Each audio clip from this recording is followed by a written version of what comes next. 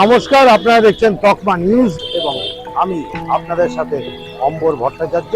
ঠিক স্বাধীনতার আগের দিন এবং স্বাধীনতার প্রাককালে আমরা আপনাদের কাছে এমন তথ্য তুলে দেব যে তথ্য আপনাদের কাছে সম্পূর্ণ অজানা।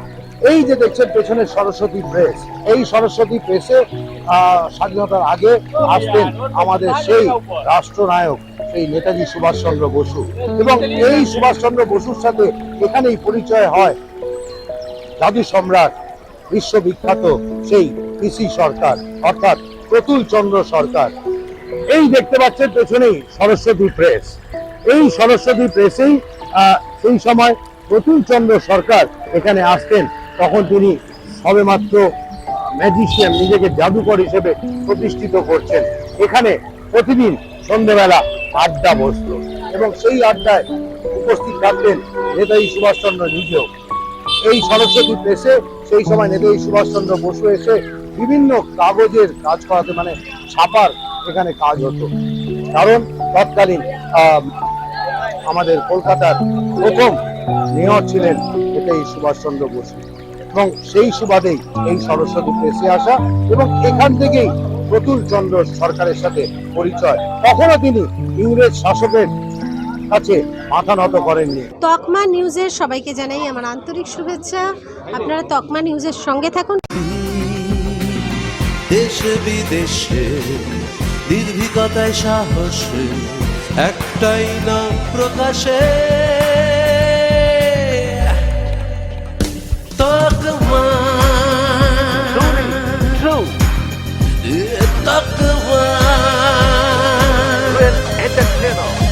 তকমা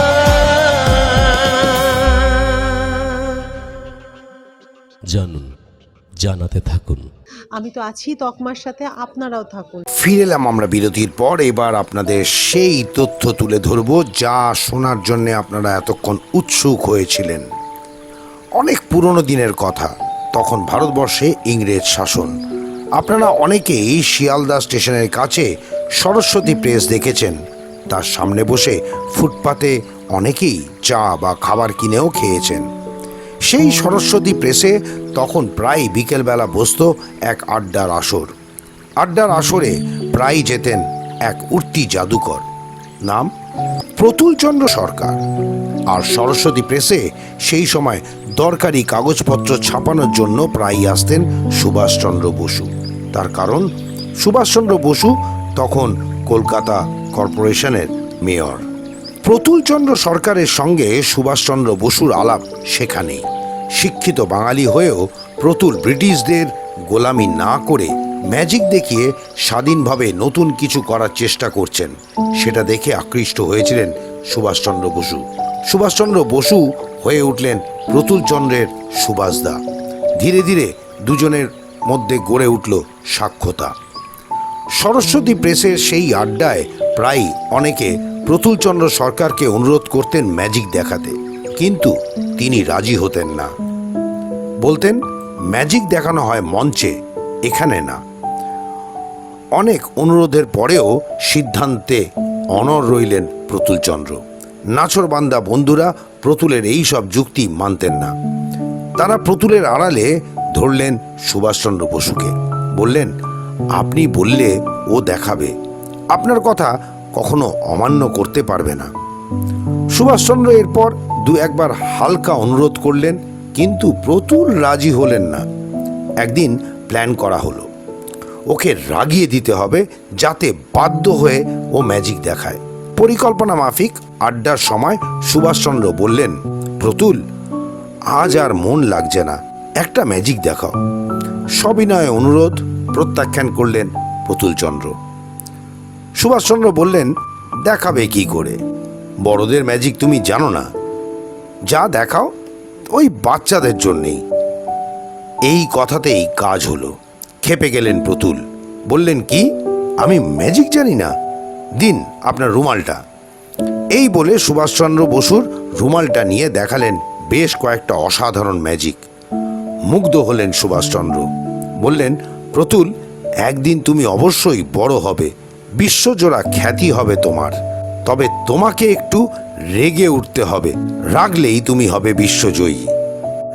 আর সেই থেকেই জাপানে যাওয়ার ব্যাপারটাও প্রতুল সরকারের মাথায় প্রথম ঢোকালেন সুভাষচন্দ্র বসু। বারবার বলতেন, ইংল্যান্ডে গিয়ে লাভ নেই, বুঝলে, ওরা নেটিভদের সম্মান দেয় না, তুমি জাপানে যাও, সম্মান পাবে।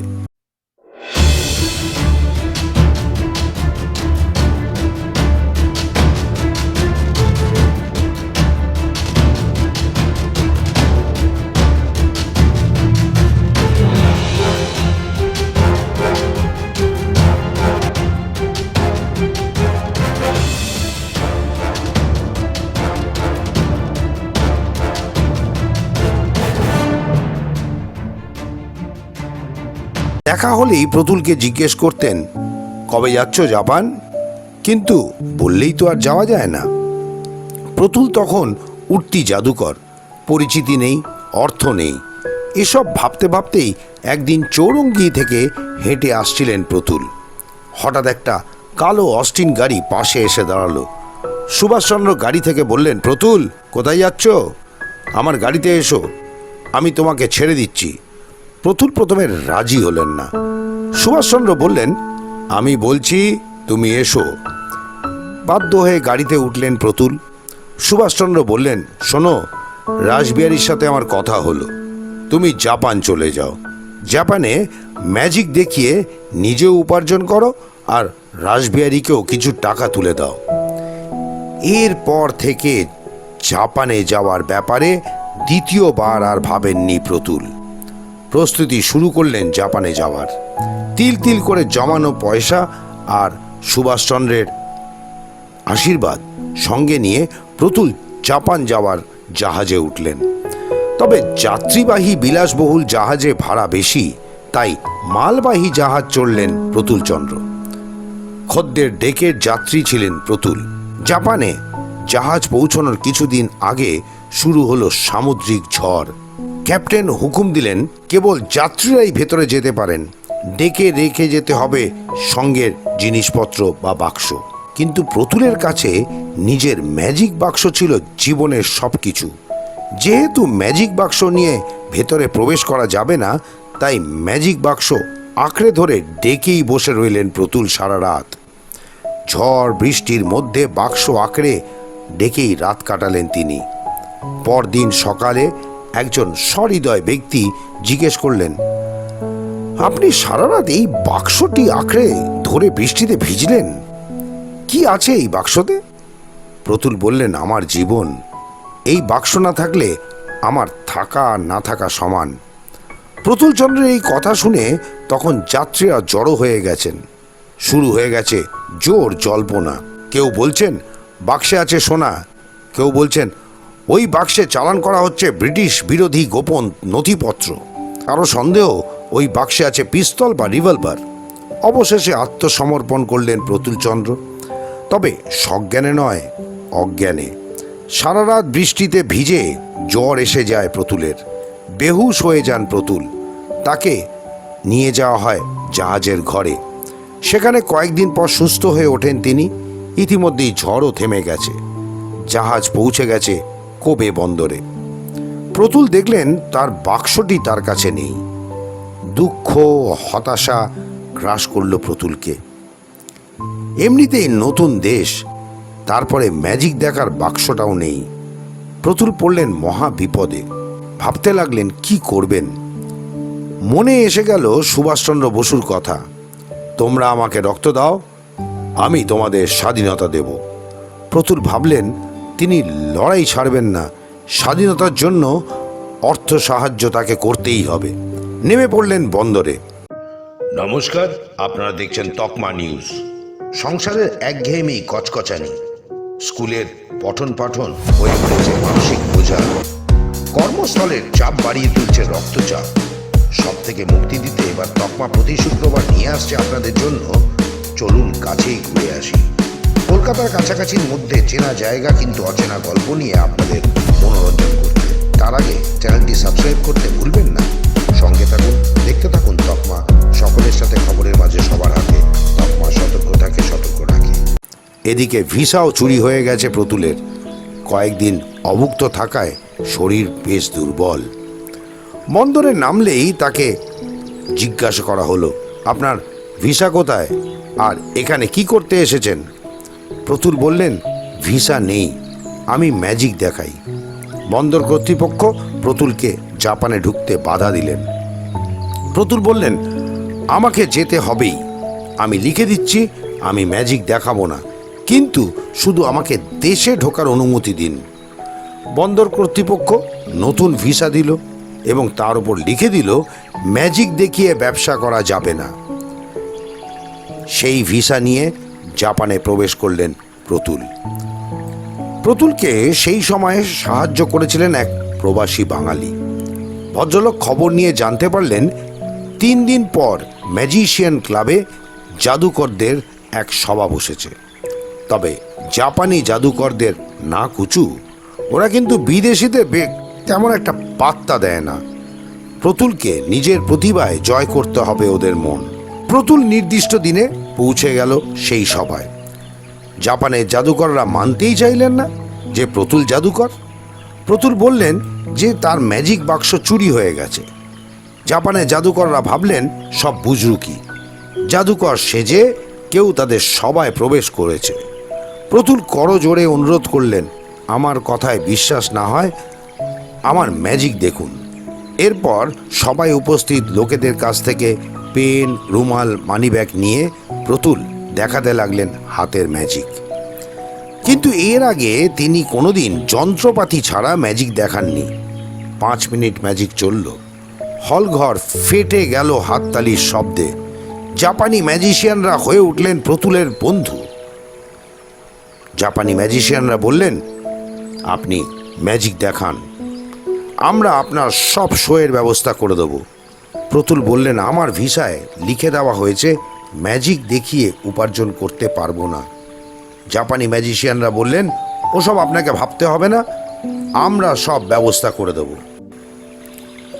1937 সাল 20 জুন প্রতুলের প্রথম শো জাপানে। দেখালেন বিখ্যাত খেলা এক্স-রে আই। প্রথমে ময়দার তাল, তার ওপর রুমাল দিয়ে চোখ বেঁধে দেওয়া হলো প্রতুলের। কিন্তু এর পরেও সামনের বোর্ডে যা লেখা হলো সব বলে দিলেন প্রতুল। হুলুস তুলুস পড়ে গেল জাপানে। অনুরোধ এলো এই খেলা আবার দেখাতে হবে। 26 জুন 1937 আবার শো হলো। Show house full. আবার অনুরোধ এলো শোয়ের, আবার হাউসফুল। আর এরপর আর কোনোদিনও ফিরে তাকাতে হয়নি প্রতুলচন্দ্র সরকারকে। জাপানে ম্যাজিক দেখিয়ে যে টাকা উপার্জন করেছিলেন তার বেশিরভাগটাই তুলে দিয়েছিলেন রাসবিহারী বসুর হাতে। পরবর্তীতে ম্যাজিক দেখিয়ে হাজার হাজার টাকা তুলে দিয়েছিলেন সুভাষচন্দ্র বসুর হাতে।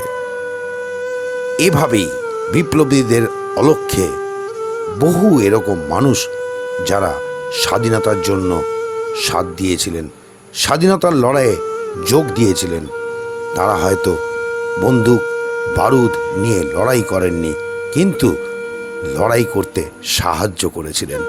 প্রতুলচন্দ্র সরকার শুধুই জাদুকর ছিলেন না, ছিলেন জাদুকরের বেশে এক মহান বিপ্লবী।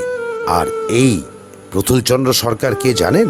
মহান জাদুকর, জাদু সম্রাট পিসি সরকার, অর্থাৎ আজকের যিনি পিসি সরকার জুনিয়র তার বাবা।